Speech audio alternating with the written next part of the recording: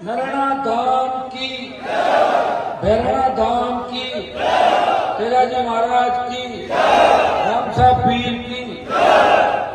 सबसे पहले तो दूधू बिचौल के नौजवानों का, किसानों का और नरैना भैरवना पीठ के जितने भी अनुयायी हैं राजस्थान के, उन सबका मैं हृदय से आभार प्रकट करता हूं कि आपने इस 26 दिन से चल रहे आंदोलन के अंदर कहीं न कहीं हर तरीके से भूमिका निभाई, चाहे हमारी माताएं बहनें हो, चाहे नौजवान हो, चाहे किसान हो और सर्व समाज 36 कौम के लोगों की आस्था नरैना धाम और भैरवना धाम है। और ये राजस्थान लोक देवताओं की वीरों की धरती है और सबसे ज्यादा लोक देवता इस देश के अंदर कई पूजे जाते हैं वो राजस्थान के अंदर। हमारे जितने भी गांव राजस्थान में बसे हैं वहाँ खेड़े का कोई गणेश गांव के अंदर भी है जिसकी पूजा भी होती है, चाहे किसी भी जाति का गांव, किसी भी जाति का है, लेकिन ये परंपरा है हमारे राजस्थान के अंदर। भैरवना धाम के बारे में बहुत कुछ सुन रखा मैंने, लेकिन आज योग संयोग था कि आज दर्शन हुए। मैं नरैना पीठाधीश्वर ओम प्रकाश दास जी महाराज और यहाँ के भैरवना के जो हमारे महंत हैं गोवर्धन दास जी और अभी जो आपको बीच बोले भागीदार जी, तमाम संतगण जो राजस्थान के कोने कोने से आए, उन सबको मैं इतना ही विश्वास आपको दिलाता हूँ। मेरी एक आदत है, जहां मैं जिसके साथ चल करता हूं हमेशा विजय हासिल होती, जीत हासिल होती, मेरी और मैं पीठ दिखा कर नहीं भागता, कितना ही नुकसान है। और ये तो चूंकि बिल्कुल और बैंकों का, ये तो इससे ज्यादा क्या सौभाग्य मिलेगा मुझे कि संत सड़क पे है और मुझे ये मौका मिला है कि संतों की जीत करवानी है। और वो भी जीत आज से भजनलाल जी की सरकार की उल्टी गिनती शुरू हो गई। आज से अगर तुम्हें जरा सा भी समझे बात कर लेंगे, हो सकता है 2-3 महीने का टाइम हमको और मिल जाए। नहीं तो मुझे नहीं लगता कि भजनलाल जी ये तो जीत हो ही जाएगी, भजनलाल जी भी यहाँ से रवाना हो जाएंगे, पहले वाला काम संभालेंगे तो पहले पार्टी करेंगे।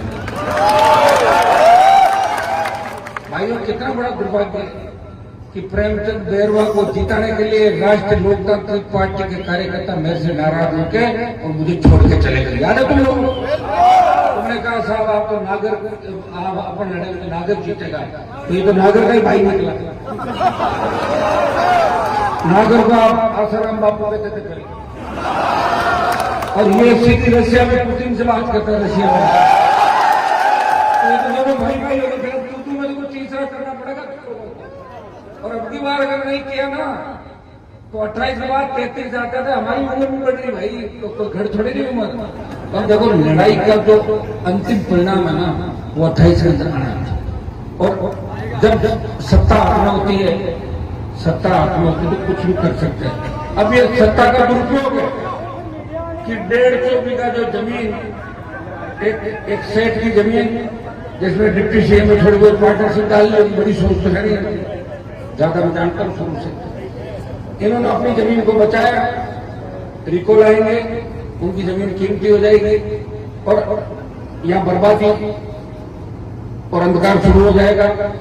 ये पर्यटन स्थल बढ़ सकता है, राजस्थान का महत्वपूर्ण पर्यटन स्थल जिन पहाड़ों के लिए। अभी मैंने देखा महाराज जी मुझे बता रहे वीडियो, 3:30 बजे जिस तरह मोर बोल रहे थे, दूसरे पक्षी, जिस तरह यहाँ पे पक्षियों का बहुत बड़ा जमावड़ा रहता है। और यहाँ आने के बाद मुझे ऐसा लगा, देखिए ईश्वरीय शक्तियां है जिनकी वजह से हम जैसे लोग जिंदा है।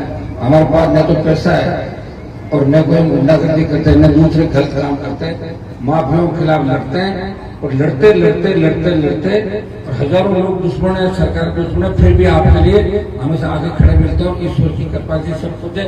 यहाँ आकर मुझे बहुत अच्छा सुकून लगा कि जगह बहुत पवित्र है और यहाँ मन लगता है। माताएं बहने बैठी, हमारे आसपास का गांव, इनको बरगलाएंगे लोग, कहेंगे रिको आने को तुम्हें जमीन महंगी हो जाएगी। अरे कितनी भी जमीन महंगी हो, जमीन तो वैसे ही महंगी होगी। अब जमीन बच्ची कहाँ है लोगों के पास? तुम तो जमीनों को रखो, रिको नहीं भी आएगा तो भी तुम्हारी जमीन महंगी होगी। जमीन बेचने की सोच ही क्यों रहे हो? जमीन तो रखनी भाई, जमीन क्यों बेच रहे हो? मैं राजस्थान के किसानों का हमेशा कहता हूँ, मेरे खींवसर के इलाके में लोगों ने 10,000 रुपये बीघा में जमीन बेचती, आज उस जमीन की कीमत है 40 लाख रुपये बीघा। बेच दी। मेरे खींवसर से ज्यादा लाइम स्टोर निकलता है, जाटों का बड़ा इलाका है, लेकिन जितना जमीन के मालिक हैं वो सारे शेख हैं। ले ली बात साकी कर ली। ये तो मैं बैठा हूँ वहां पे, नहीं तो पहले के नेताओं के भरोसे तो 7,000 10,000 1 लाख बीघा का दलाली करके जमीन चली गई थी। लेकिन अब मैं हूं तो कम से कम इतना मैं कर सकता हूँ कि मुझे जब पता लग जाए कि कोई व्यक्ति संकट में है, वो बेचना तो चाहता है, तो मैं कह रहा हूँ तो बेचना चाहता है, हाँ कितने रुपए में? ऐसा मतलब 10 लाख में, चल तेरे 25 लाख दिलाता है, कम से कम मजबूत तो रहे आपकी स्थिति। आपकी स्थिति मजबूत हो, जमीन खरीद दो कर सकता है। लोग लड़ नहीं पाते, लोग आते हैं साहब आप मुझे मर मिटेंगे, बस आंदोलन करना, और हम आंदोलन में बैठते हैं, लोग पूछते समझौता करा, ये आदत होती है।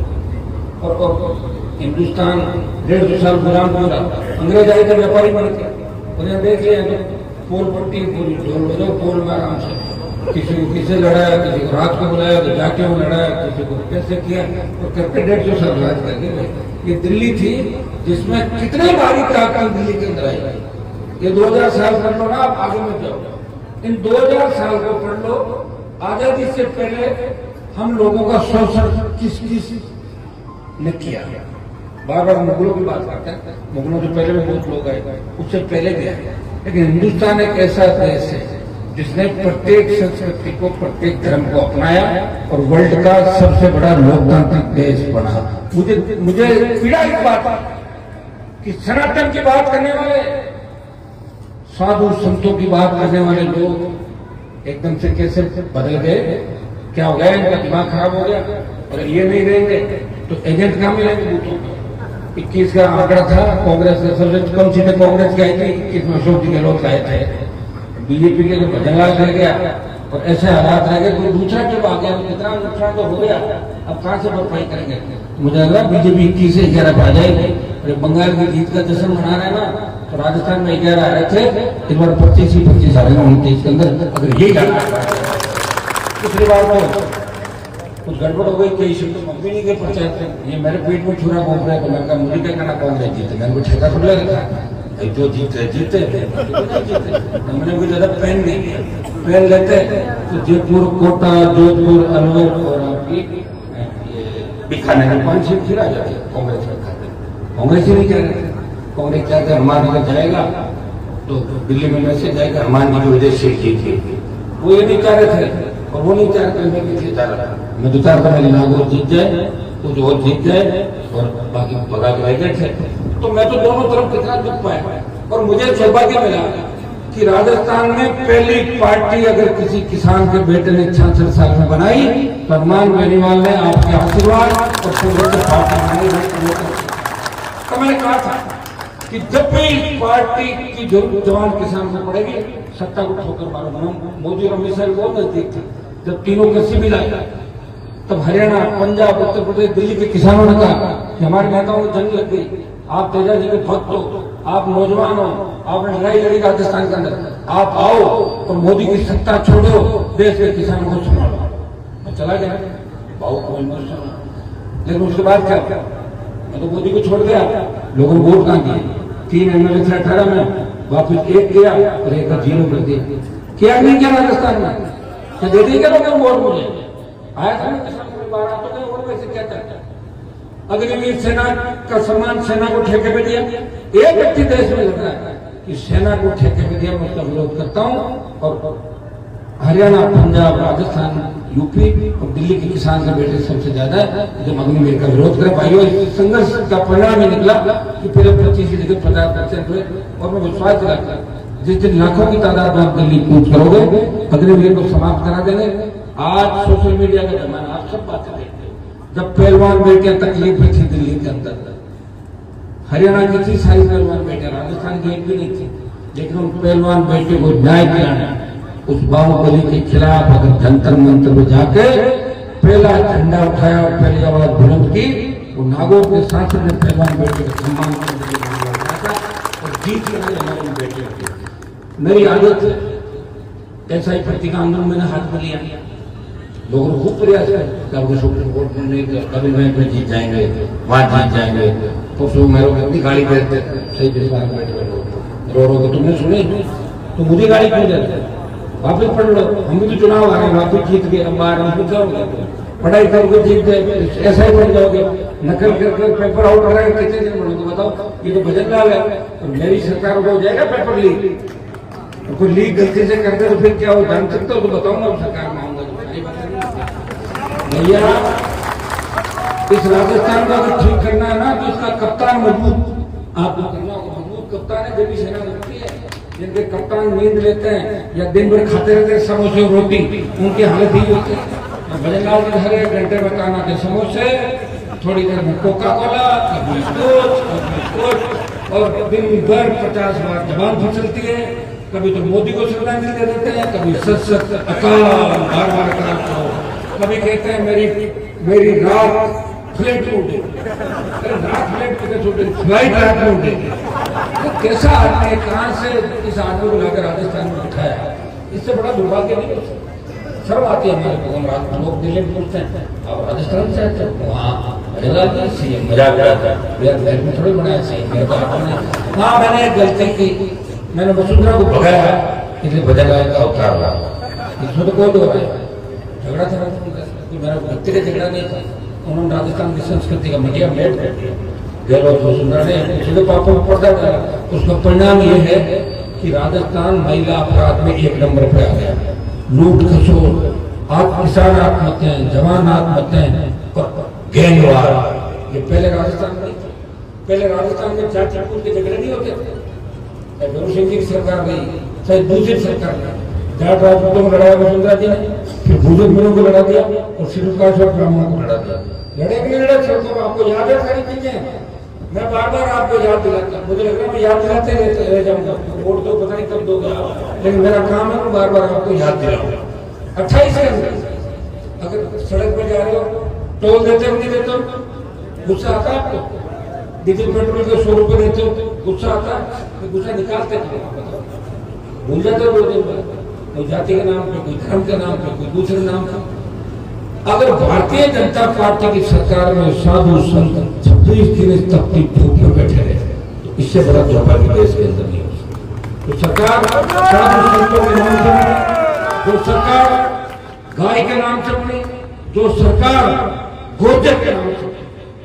मैं संघ के जो लोग हैं भारतीय जनता पार्टी के, अब संघ के बिना बीजेपी तो कुछ है ही नहीं, डेपुटेशन में गए लोग, कभी कांग्रेस छोड़ के कोई जाता है, कभी यहाँ से आता है, वहां से, मैंने तो आरएसएस से बीजेपी करता, तो आरएसएस के लोगों को भी मैं इसके माध्यम से कहना चाहूंगा कि कम से कम साधु संतों के लिए इन्होंने आप सबको हर परिस्थिति में मदद की, और आप ये जो रिको का मामला है, इस रिको को कैंसिल करें, जिन अधिकारियों ने गुंडागर्दी की इस पूरे मामले को उचित से जांच करें, डिप्टी सीएम का क्या रोल है कि 150 बीघा जमीन में डिप्टी सीएम का भी हिस्सा है क्या, इस बात का भी पता करें।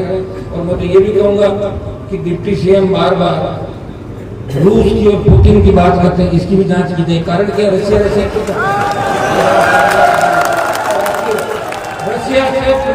का क्या रिश्ता है, ये राजस्थान के लोग जानना चाहते हैं।